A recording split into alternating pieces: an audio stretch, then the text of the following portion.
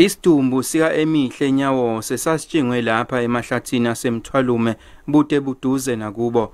Amaphoyisa athi wamdlwengula kabili ngaphambi kokuqinywa aze ashone.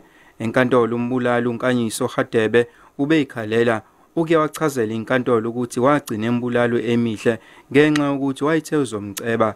Ummeli kaHadebe unxuse ukuba ancishiselwe isigwebo njengoba eqala ukutholakala necala nokuthi uyena oyivumele ngowakhe ngalesigameko.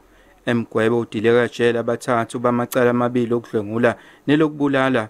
Umahluleli uthe inkantolo kufanele inike isigwebo esifanelekile njengoba ukubulawa kweingane nabesifazane sekuphenduke insakavukela. Umndeni kaEmihle usamukele isigwebo.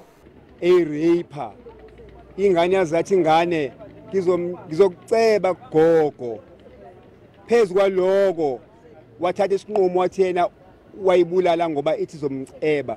It was very painful baba.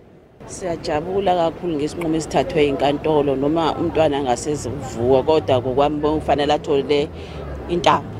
Ngaphandle kwenkantolo umphakathi waseMthwalume ububhikisha. Mhlambe umuntu ke athathe lethuba awabonge namaphoyisa asehibhadini aqoqa ubufakazi ngokusheshsha alusukuthathela phezulu futhi lolu daba. Ngeke siwadla amandla awo siyabonga abaqhubeke bangaphezi. Ishoshovu elwela amalungelo abesifazane neingane zinxusa abazali ukuba baqaphe izingane zabo ngawokhozi. Ezindabeni za SABC nginguvusi Khumalo eMgungundlovu.